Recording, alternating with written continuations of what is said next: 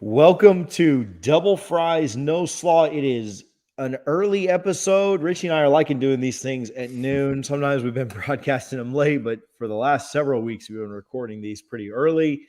November 7th, we're all the way into mashed potato season. Thanksgiving right around the corner.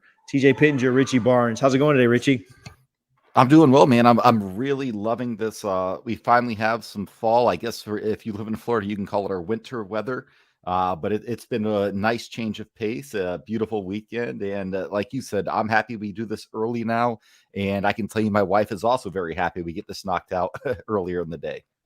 We have to figure something out for next week because Richie and I haven't even talked about this, but he's going to the UF game next week, and Basketball. I have a wedding that night, so we're gonna have to figure that out. Maybe we'll have to just do it really early in the morning, like before it's like Yeah, right. one way or the other. Like I kind of forgot about that until my wife just reminded me, like, hey, don't forget your stepsister's getting married next week, and I was like, I forgot. So anyway, we'll figure that out later. So probably not a noon kickoff for us then. But hey, we'll recap the NC State game that happened yesterday. We'll talk about some other things that Florida State has going on. Look ahead to the rest of the season as Florida State has 3 games left, maybe a fourth if they can run the table in those 3 games. But before we get into any of that, Double Fries No Slaw brought to you by Guthrie's in Tallahassee. You can visit both their locations at 1818 West Tennessee Street and 2550 North Monroe. If you go up this week for the Miami game, definitely run by Guthrie's. Get your gut box double fries with no slaw, extra sauce, maybe an extra piece of toast as well. A little bit, another afternoon kickoff. Soak up some of what you're going to be having at that tailgate. Just a little insider info for you. The extra toast is not very expensive. So get the double fries and the extra toast as well. Richie, Florida State falls again this weekend to North Carolina State. Came into the game as a 3-point dog and didn't even get close to covering the spread. Just before kickoff, we got the news that Jordan Travis would not be playing, Florida State starting quarterback, as well as initial reports said 20 to 25 guys. Noles 247 came out and corrected that there were about 5 guys missing on the 2 deep, right? So if there were a bunch of guys kind of missing from 3rd, 4th, 5th, way down on the depth chart, that doesn't really impact you as much as guys on the 2 deep. So 4 or 5 guys on the 2 deep, a couple of those due to injury that they had already kind of suffered and we already were familiar with, but the big one being Jordan Travis. Before we get into the game or anything like that, what were your initial thoughts when the news kind of scrolled across it wasn't the ticker, but the FSU ticker, I guess, the timeline that Jordan Travis wouldn't be playing and Mackenzie Milton would get the start? Yeah, and I won't say who, but obviously, TJ, someone on the Double Fries team tipped us off that he had not been practicing, and it sounded like Milton would not play. And that's kind of how I made my prediction and just my game analysis on Thursday's preview show was with the expectation that Jordan Travis wasn't going to play. And it kind of turned out how I thought it would. I thought it'd be a little higher scoring. I think I had NC State winning by 13. They won by 14. I mean, it played out kind of how I thought it would. And it was another reminder of just how bad this offense is without Jordan Travis, given the personnel limitations. And it's, again, not on the coaches, players, ever, and people go back and forth. It's the players' fault, it's the coach's fault. No, I just think this team's playing hard. They're just not getting it done. And when you don't have Jordan Travis and his threat to run the ball, to keep it, there were a couple, RPOs where everybody knew Mackenzie Milton was not going to run the ball, to include NC State, and they didn't even key in on him. They were more concerned about stopping Trayshawn in the actual rushing attack, and they did a good job with that. And Florida State just couldn't get anything going offensively. Defensively, it's kind of what we saw all season. They're improved, but they still have these blown coverages or give up a big play. And obviously a 45-yard touchdown, a 43-yard touchdown, both on 3rd downs for NC State. That was kind of the story of the game, and Florida State could not convert anything. It just, it went kind of how I thought it would. So it's hard to be frustrated, but at the same time, it's a unfriendly reminder of, how far we are away from really competing in this conference. It is really tough. Sorry, I unmuted this time before I started talking, but that still took a little longer than I thought it would. It is really tough because I don't think anyone, I knew guys were potentially sick. I know there were rumors and there were rumblings, but obviously nothing was made public. There was still the possibility that Travis would play, and I don't know if he'd have made the difference in a win or loss. I mean, I do think that we'd probably have been a little bit more competitive if he played. I will say the line didn't move at all when the news came out that he wasn't playing. I think the consensus line was -3, and so if you want to say it moved a half a point, some books you could have gotten -3.5. So Vegas didn't really see it as too big of a deal, but if you've watched Florida State, the offense just moves a little bit better with Jordan Travis. And yeah, Florida State in the first half couldn't get anything going offensively. They really just looked like they didn't have a prayer in the first half. First drive came out -1 yard. Second drive came out 4 yards. Third drive came out 9 yards. Next drive came out 3 plays, an interception. Next drive, we did get a first down, punted on the next series. We went 5 plays there, and so 2 more punts to finish out the half. Florida State never had more than 27 yards on a drive in the first half, and it was just incredibly slow to watch and incredibly frustrating to watch. I will say that the defense kept them in it. The defense did enough, only giving up two touchdown drives. I mean, NC State scored on 2 of their 6 possessions here? 1, 2, 3, 4, 5, 6 possessions in the first half. You'd like to think that if you could hold a team to around 4 scores, you'd be in decent shape in a game, but this offense just isn't good enough right now to do that. I don't know that the offense would have been good enough even with Jordan Travis to score more than 28. I mean, maybe they do, maybe they don't. I will say that Milton wasn't great early, and we couldn't get the run going. NC State having a very good run defense, but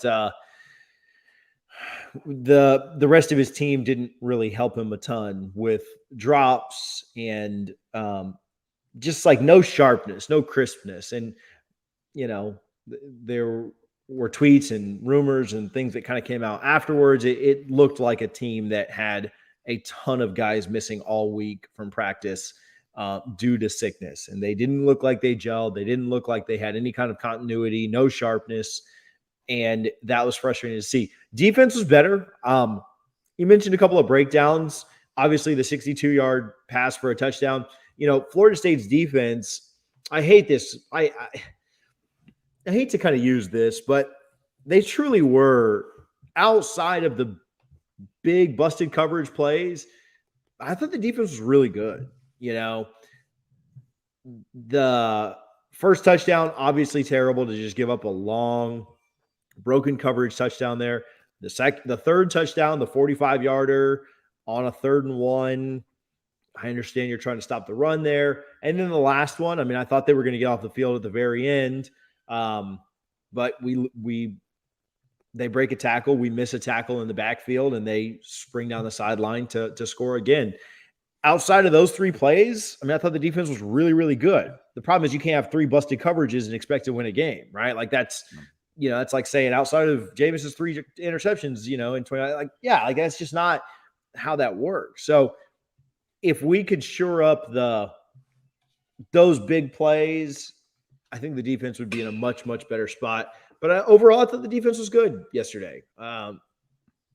They didn't get a lot of favors from their offense. They were constantly on the field. But outside of those big plays, I did think the defense was pretty good.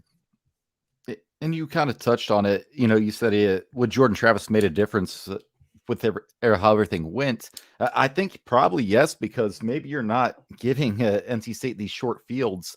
And granted, as you mentioned, the defense down to down wasn't bad. It wasn't the short fields that hurt you, but typically that will hurt you. But yeah, it's these busted coverages. That, my goodness, that 3rd and 1 where they just run a quick little out route, and it should be worst case it's first down, but a 6-7 yard gain. Cuts it inside. I have no idea what Akeem Dent's doing. He's going to hate to watch that in the film room today. But that's the type of stuff that's a 3-6 football team does. So I'm not going to sit here and act surprised that they were okay to pretty good on a down and out basis. But just again, these big plays are just killer, and especially when you don't have an offense to, and that's why I don't want to get on the defense too much, because the offense did absolutely nothing. I think 271 yards in the entire game, and it just wasn't there yesterday at all. And it's frustrating watching the game, because I sitting down to watch that game, I thought to myself, like, all right, we got to keep this close. And we did it again, another fourth quarter where it's a 7-point game. But I don't know about you, TJ. To me, it did not feel like it was a one-score game in the fourth quarter. It felt like they kind of had their way with us, and we just happened to be hanging around. Well, which is what last week felt like too. And what I will say is I saw some comments from non-FSU folks, I'll just say it, UF folks who watched their game last night, which was an absolute catastrophe. And I think when you look at Florida State's roster and you look at where they're at from, especially losing their starting quarterback, I mean, I don't know how many teams in the ACC, I mean, not to sugarcoat anything, not to put lipstick on a pig or whatever, I can use as many cliches as you want. How many teams in the ACC can lose their starting quarterback and compete in a game against a ranked opponent? Ironically, Miami. Yeah, just them, right? Like, so that's because Manny Diaz had the wrong quarterback starting. Yeah, so 1 out of 14, and you're kind of lucky there, right? Like, so I don't know. I mean, I think if Travis is there, I think this game is more competitive because they have to respect the run. We probably move the ball a little bit, like you like Jordan to give us a touchdown in the first half, right? Like you don't think it's a shutout. So then it's all of a sudden it's 21-21 at one point, right? So and so I don't know. It's hard to.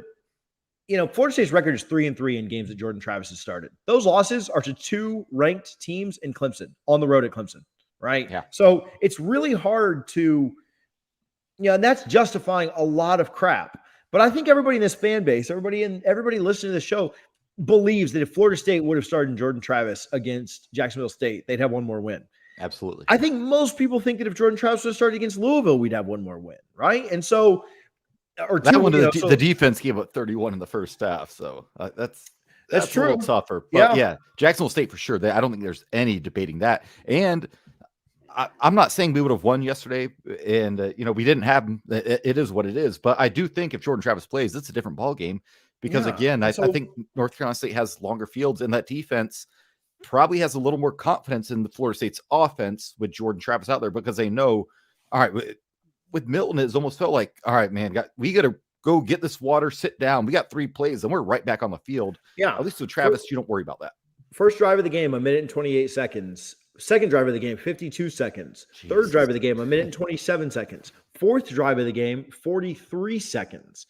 The fifth drive, we chewed up all of 2.5 minutes. And so the defense had been just shoved out there time and time again. And Florida State goes down 14-0 after those. What did I just list there? 5 drives where we didn't even have 10 minutes of possession. I mean, that's really, really bad. And so, I think that I don't know that Jordan Travis comes in and wins us the game yesterday. I do think that it's competitive and it goes down to the fourth quarter and you feel like you have a chance. But, man, it's really hard to judge a roster that's absolutely depleted. Nobody practiced all week and you lose your starting quarterback. Like I said, if any team starting quarterback went down and they were playing a ranked opponent in the ACC, they would lose. Like, that's just how that works. Like, nobody's winning with a backup against a ranked team, an NC State team that is 7-2. Like this, I know that we're Florida State and we're supposed to beat everybody, and that's the expectation and this, that, and the other. But there's a reason that NC State was already favored coming into this game. And an NC State team that had won 6 of their last 7 games and really kind of gave away the game down in Hard Rock when they lost to Miami, who's playing very well right now. We'll talk about it in just a minute. But, man, I don't know. Like, I don't know who had fans. CJ Wilson tweeted about it on the roll-up. He tweeted about it this morning. Everybody knew that when it was announced Saturday morning that Jordan Travis, or Saturday afternoon, whenever they put that out, that Jordan Travis wasn't going to play, that it was going to be a very, very tough hill for Florida State to climb. And I don't know, this shock and awe that they lost to a ranked team with a backup quarterback that's playing on one leg. I mean, I just don't know really where it comes from. I mean, NC State's really, really good. I mean, there's a reason they're ranked in the top 20 in the country. They're going to be up higher than 15 this week. They're 7-2. They're fighting for the ACC. They're fighting for the division. Whoever wins the division on our side is probably going to have to go up against Miami if they win out. And so, like, that'll be a good rematch or whatever. So, anyway, I'm not super shocked. But there was you said in the fourth quarter, it didn't really feel like Florida State was in it. It maybe felt a little bit like they were in the third quarter, right? Like to start the third quarter, Florida State The onside kick, yeah, gets an onside kick. We'll probably complain about something Norvell did a little bit later in the game, but it's certainly one of the, if you convert on this type of situation, they like it. If you don't, they're pissed at it, right? So it worked out. Harlan just corrected me a little bit. For Miami to make it, Virginia and Pitt have to lose another ACC game. So that's good news there. At least they won't be competing for that. But Mike Norvell gets a little risky here in a 14-0 game. Florida State gets an onside kickback and scores to kind of cut into the lead at 14-7. Thoughts on the onside kick and then what that did for the team? I love it, man. I think it was what Sean Payton brought that out in the Super Bowl when Drew Brees got his first ring. And you remember Nick Saban did it in the national championship game against Clemson to open the third quarter, I believe it was, or sometime in the second half. Mm-hmm. I'm okay. People are really upset with some of Norvell's fourth down decisions to go for it. I think the 4th and 4 from his own 37 or so. You know what? This offense is struggling, so I get both sides. Like, yeah, but 4 yards is hard to get. Yeah, but if we give them the ball back, what's going to happen here? So I love that onside kick. It was very unexpected. It's not often you have your kicker kick it, run 14 yards downfield, and then recover the onside kick himself. So that was pretty cool. And obviously it paid off. So even if we don't get that, like we had mentioned, the defense wasn't just getting gashed, right? They were doing solid. They just couldn't help but give up a big play here or there. So what's the difference of giving them the ball, at the their own 45 versus, the 25. Obviously, it's a big difference, but the defense down and down wasn't bad. I'm a fan of Mike Norvell and his aggressiveness. There's some things he's got to clean up as a coach, obviously, but I was a big fan of the onside kick. I'm a big fan of going for it on fourth down. We remember Jimbo, he would never go for it on fourth down. And 2013, obviously he didn't have to, because I don't think they were ever in a third down. They were getting first downs on first and second down. But I like the aggressiveness of Norvell, so I definitely cannot fault him there. I didn't, obviously, not going to fault him, especially when it works out. I do think that obviously if it doesn't work, for some reason that wouldn't have worked out, Norvell knows where his roster is. And I think he knows he needs to steal possessions. And so you like the onside kick because they got it, but you don't like the fourth down. And I'm not saying you specifically. I just think that people are upset with the fourth down call, but you don't like the fourth down because they didn't get it. And I will say, if they'd have gotten that fourth down, nobody would be complaining about it. Exactly. Nobody would have said, oh my goodness, can you believe he went from fourth down there? And so at the end of the day, you've got to execute. And, we'll get to that fourth down call in just a minute. But obviously kind of the play of the second half for us was that onside kick. Florida State goes down and scores. Unfortunately, can't get a stop. We kick the ball out of bounds. Our special teams does something great one drive, does something awful the next. Couple of first down for NC State, and then a 3rd and 1. We blow it, and NC State scores a 45-yard touchdown. Leary to Penix, and all of a sudden, everything you've done from that onside kick is now wiped away because it's 21-7, and you're down 14 again. But Florida State responds again, a 9-play, 75-yard drive, in which they convert on a 4th and 1 on the NC State 3. Corbin gets hit at the line, or maybe just behind the line, and spins off the defender and falls into the end zone to get FSU back within 3. And then what you mentioned, the defense steps up. They force a 3 and out. Florida State can't move it. Then they force another punt. Florida State can't move it. Then they force another punt. Florida State can't move it. And that's when the fourth down conversion came up, or the fourth down attempt came up. But I liked what the defense had been doing there. I completely understand anyone that says, hey, we shouldn't be going for the. Oh no, I'm sorry, that was not the final fourth down. We went for a fourth down. Oh, was it? Yeah, the 4th and 4. Yeah. It's a tough one, and that's where all the controversy is. So I've got a couple of thoughts on that fourth down. The offense had been moving the ball well. That drive, if you remember, started at the 1-yard line, and Florida State had been moving it, right? Had gotten all the way up to their 40. And with 8 minutes to go, there's so much. Sonone tweeted this from Noles 247, but there's so much focus on the 4th and 4. On the 2nd and 4 on that same drive, we just completely dropped an open slant that would have been a first down. And so, like, that's not really remembered, but obviously we do remember the 4th down. If we don't drop that slant, on 3rd down, the receiver falls down. Yeah. So if we don't drop the slant and then we don't fall down, what does that do for the drive? Like, we never get to a 4th down. But the offense had been moving the ball well, and you can like or not like Norvell's decision there. But with a roster that's in the shape that we're in right now, it's about stealing possessions. And I think that he was trying to steal a possession just like he was with that onside kick. If we don't recover the onside kick, NC State may go up like by 17 or 21, and then we're never talking about the 4th down, right? Because that essentially ends the game. And so it's very, very easy to come out and say, like, I didn't like Norvell's call to go for it on 4th down. Well, I didn't like that we dropped a pass on 2nd down and then, slipped on 3rd down that put him in that position. I think, I will say that this is my other point on the 4th down is I think that so many times people say the defense was playing well. The defense was playing well. You absolutely should have punted there. And punting probably was the right decision. But what I will say is the defense was playing really, really well in the first half too.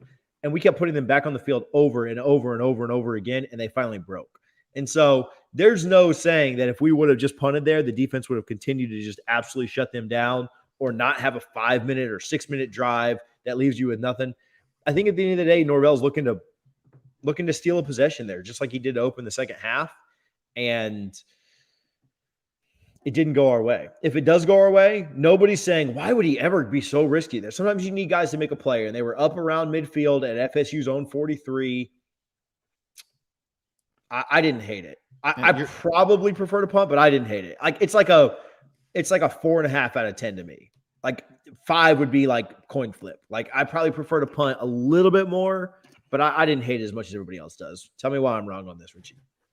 I just think 4 yards, you got to go for it there at that point. I wouldn't be mad if he didn't, and I'm not mad that he did go for it. Again, like I mentioned earlier, I'm happy with the aggressive play calls because he understands this is a limited roster. You're just outmanned. So you're hoping you can somehow pick up these 4 yards and just keep NC State's offense off the field at that point. And it did not work out, obviously, because, again, you just don't have the horses to compete. NC State, they are a better football team. They beat Clemson. I know they went to overtime, but that was a game where it wasn't like our game versus Clemson, where we kind of had some things really go in our favor. NC State kind of went head to head with Clemson. And again, Clemson's not a great team this year.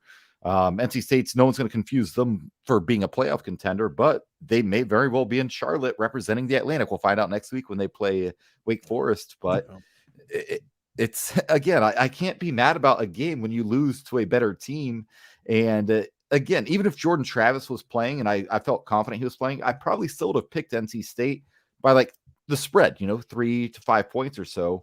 But Mackenzie Milton playing, that this offense is just not built to score points with a guy that's basically playing on 1.5 leg.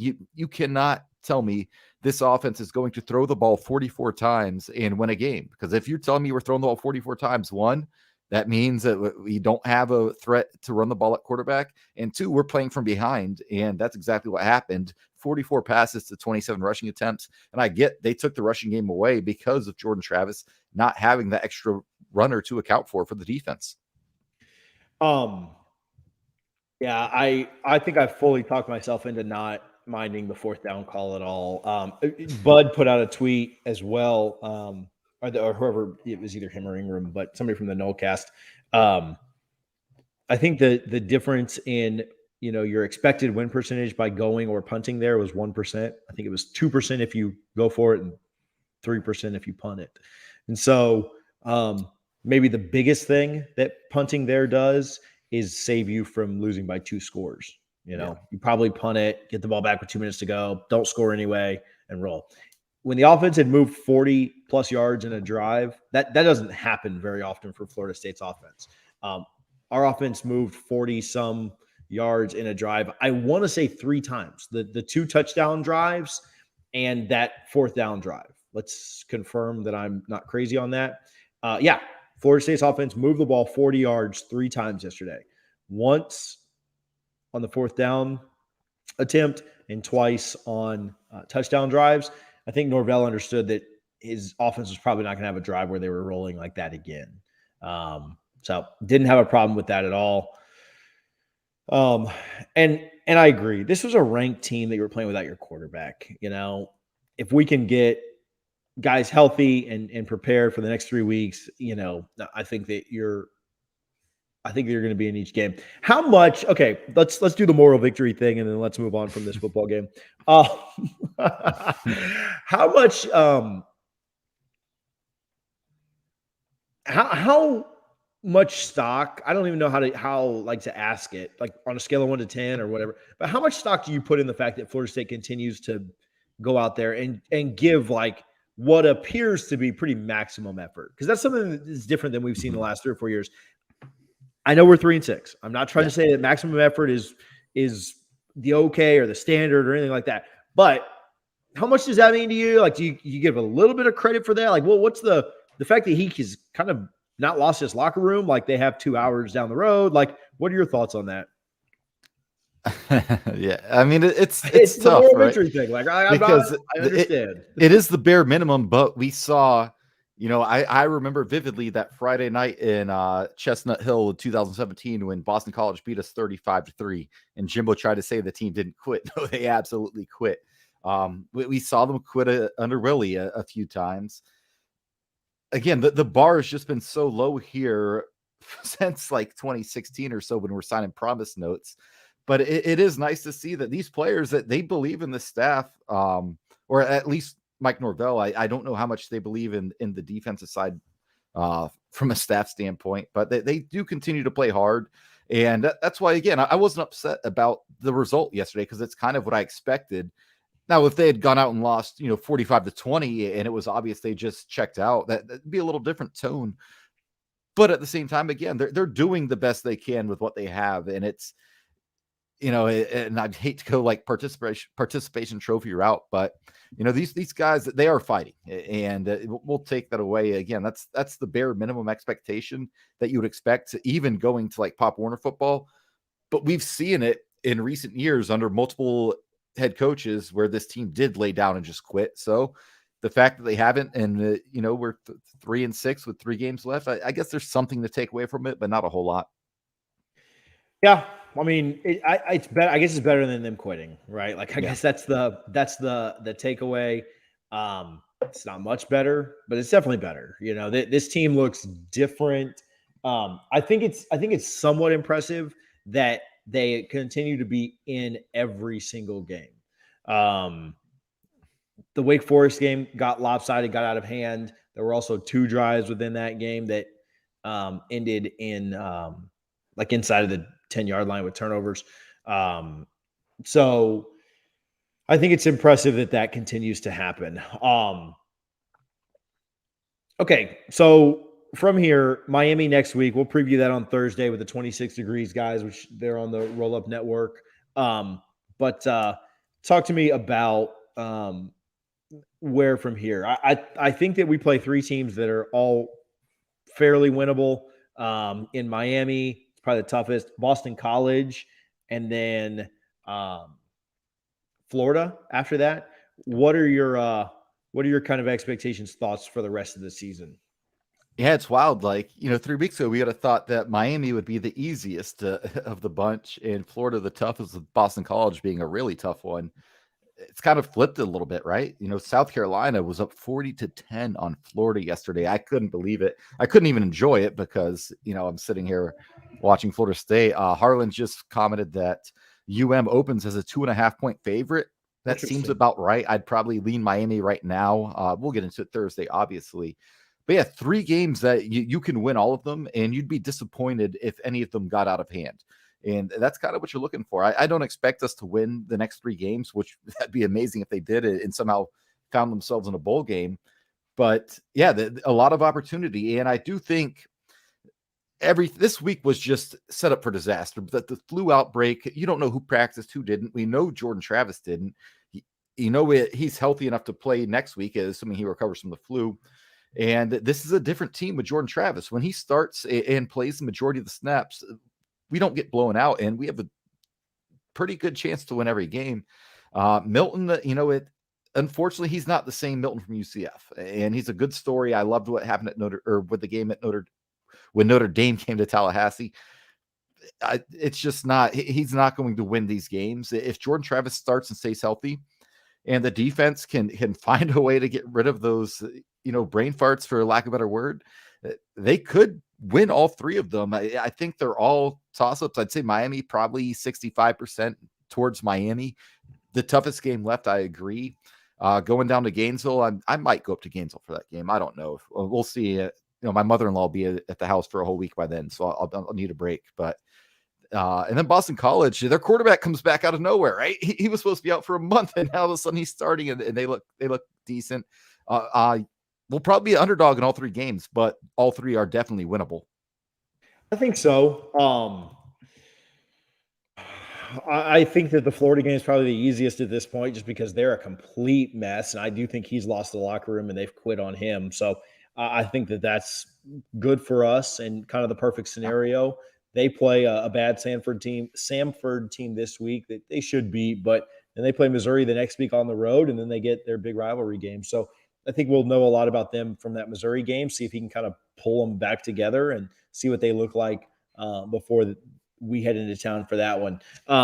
That's probably one of the more likely wins of the 3, but I think Florida State could beat any of those 3 teams. They could lose all 3 of those. They could finish the season at 3-9. I do think that to beat this Miami team, we do need Jordan Travis back healthy. Need most of the team back healthy. The guys that were out this week as well, whether it be the kind of the flu stuff that was going on, or we need De'Aaron King back healthy is what we need. Yeah, he unfortunately will not be playing. So going to be a tough one with Miami this weekend, but Vegas is telling you that's a close game. 3-point spread, and you'd hope you'd have your starting quarterback back. And so we'll see from there. BC, they look good at times the other night, but you could definitely tell their quarterback coming back wasn't completely back in it. Unfortunately, he does have another week to kind of get ready and get prepped before we head up there. And then the Florida one at the end. I don't know if you can give me 2 more wins. If you can find a way to win 2 of those, I'd be thrilled. Even if it is just BC and a pretty terrible Florida team, because then you get to the 5-win mark and we'll kind of see from there. Outside of that, we're going to wrap up here as the NFL is getting kicked off in about 5 minutes. Do you have any other thoughts on football before we get out of here? I'm going to go around the horn real quick and then wrap it up. Yeah, no thoughts. Again, they were the better team. They beat us. Again, don't let it get you upset. Obviously, it's frustrating because we want to be, the class of the conference with Clemson. And it's a climb. And if Mike can't get us there, someone else will. But don't give up on him just yet, is all I'll say. Yeah, I think so. I think my spin for this one is that we're 3-3 in games that Travis has played. So at the end of the day, let's try and beat Miami, and we'll go from there. Hey, FSU volleyball got a big win on Friday when they took on Clemson. They won in 3-1, and then they play number 14, Georgia Tech at 3 p.m. That's on Valley Sports. So if you have Spectrum, I believe you can watch that matchup. And then soccer plays in the ACC Championship against Virginia. They won in overtime on Friday night against Wake Forest. About 3 minutes from now, yeah. Yeah, so go check out Florida State against UVA, a rematch of the game that ended in a draw just about a week or so ago. This one will not end in a draw. They'll go to penalties if needed, and hopefully not. hopefully we will be crowned ACC champions there before we head into the tournament. We will be back on Tuesday for a pop-up episode, so stay tuned for that. And then we will be back again on Thursday to preview FSU versus Miami. It's Miami Hate Week, one of the best weeks of the year. So let's just beat them and all will be forgiven there. So, you have any shout outs or anything, Richie? No, shout out the basketball team. Wednesday, first regular season game against Penn at the TLC Double C. So make sure y'all get out there. It's it's 9:00. That's not good for me, but oh well.